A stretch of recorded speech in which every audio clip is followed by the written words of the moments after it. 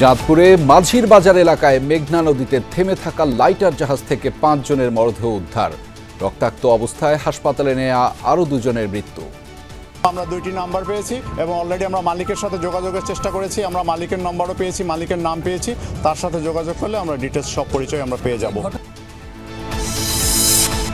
শেখ হাসিনাকে ফেরাতে ভারতকে বাংলাদেশের কূটনৈতিক চিঠি। প্রত্যর্পণ চুক্তির আওতায় আনা সম্ভব মনে করে সরকার। আমরা তাকে যে চাওয়া হচ্ছে ফেরত বিচার ব্যবস্থার জন্য সেটা জানিয়েছি। পাঠিয়ে দিয়েছি পররাষ্ট্র মন্ত্রণালয়ে, আমাদের চিঠি অলরেডি চলে গেছে ওনারে এক্সট্রাডিশন করার জন্য। এটা প্রক্রিয়াধীন আছে। রূপপুর সহ 9 প্রকল্পে শেখ পরিবারের 80,000 কোটি টাকা দুর্নীতি তদন্ত করছে দুদক। লন্ডনের টিউলিপকে ব্রিটিশ মন্ত্রিসভার ন্যায় নৈতিকতা বিভাগের জিজ্ঞাসাবাদ। বিএনপির আন্দোলনের কারণেই ফ্যাসিবাদ হটাতে পেরেছে ছাত্ররা, বললেন মির্জা ফখরুল। ভোটের অধিকার আদায়ে আবার ঐক্যবদ্ধ হয়ে রাস্তায় নামার হুঁশিয়ারি। 15টা বছর অত্যাচার নির্যাতন সহ্য করে আমরা ব্যবস্থা তৈরি করেছি। সেইখানে অবশ্যই তোমাদেরকে আমি সাবাসী দেই বা আমাদের কৃতজ্ঞতা জানাই যে তোমরা সাহস করে দাঁড়িয়ে গেছো।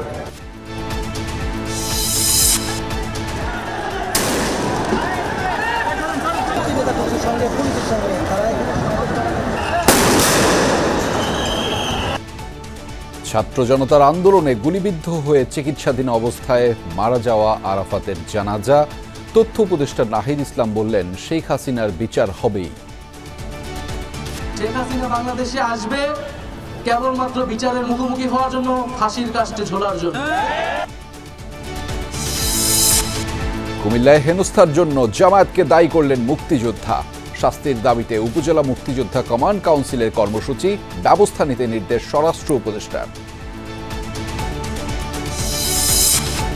পিলখানা হত্যাকাণ্ড তদন্তে অবশেষে কমিশন গঠন। প্রধান করা হয়েছে সাবেক বিডিআর মহাপরিচালক ফজলুর রহমানকে। 24 ঘন্টায় রাজধানীতে 93 পেশাদার ছিনতাইকারী গ্রেফতার। লালবাগ ও তেজগাঁওয়ে ধরা পড়েছে সবচেয়ে বেশি, অব্যাহত থাকবে বিশেষ অভিযান, জানিয়েছে পুলিশ।